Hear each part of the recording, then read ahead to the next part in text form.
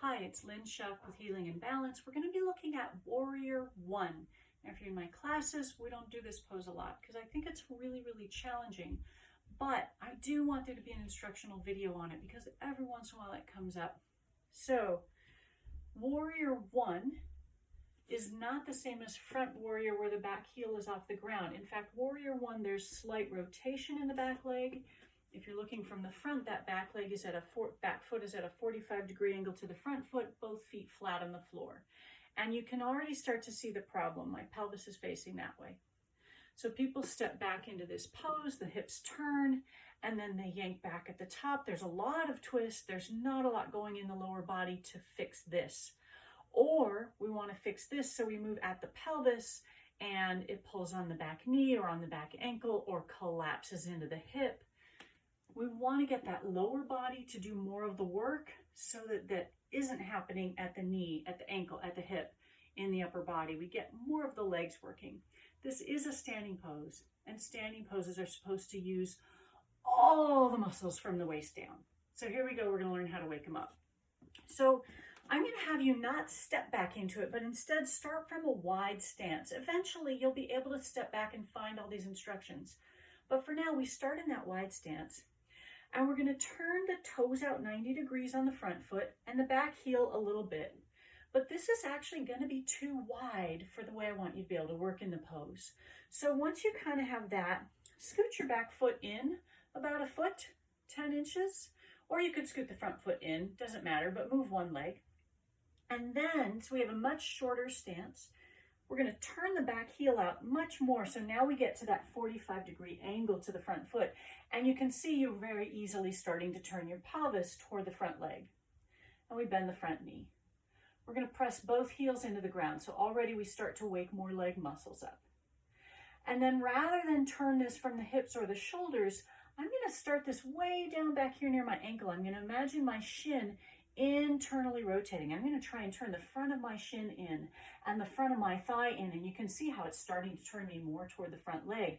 It's also a lot of work on that back leg. And I've lost my heel, so I'm going to press my heel into the ground again and try and find that spin. Shin turns inward, thigh turns inward.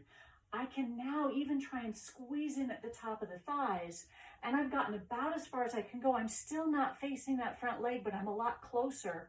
And now it's a small little twist in the upper body if I want, and I can take the arms up. But the work is happening mostly down here. And I'm just going to step that back foot forward to come out of it. And it's mostly the back leg. So we're going to do the other side, and then I'm going to show you a couple things you might do in addition if that's too stressful on the back leg in some way. So again, I start with that wide stance I normally would use, and I turn my toes out and I turn my heel out, but I want to shorten the stance. So I like to scoot my back leg in. That's my habit.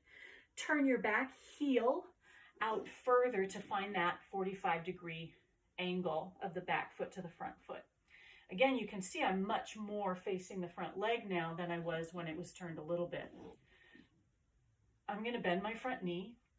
I'm going to press into those heels, and then I'm going to start spinning that back shin inward, the front of my shin turning in, the front of my thigh turning in, squeeze my thighs toward each other, press into my heels again, see if I can spin more.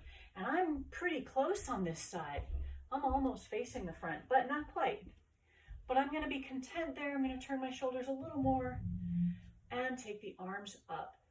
You don't have to take the arms up, but that is where the pose eventually goes.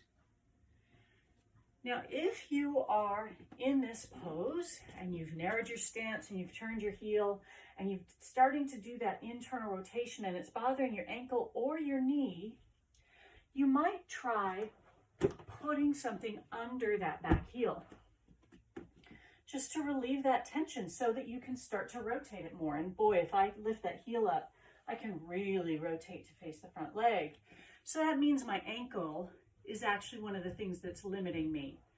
That then also gives me the clue that I need to work on ankle flexion and rotation above the ankle continually before I'm ever going to really improve at this. But it gives me a clue that if lifting my heel helps, I go ahead and work with that heel lifted. and I still press my heel into the blanket, which is why you put something under it. You don't just neglect it and lift it. You put something under there. The other thing is, if you are getting pretty good at this and your hips only go so far and you take that little bit of twist, if you keep working on it and you're used to the little bit of twist, you're going to get to a point where you actually get your hips to come all the way around and you've started to twist and you're overshooting. So it's important to separate that. Get the leg rotated, get the pelvis as far facing front as possible, and then decide, do you need to adjust the upper body?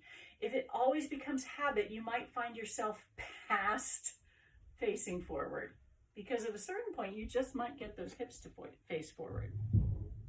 I hope that's useful to you. Once you have played with that long enough, then what happens is you can step back.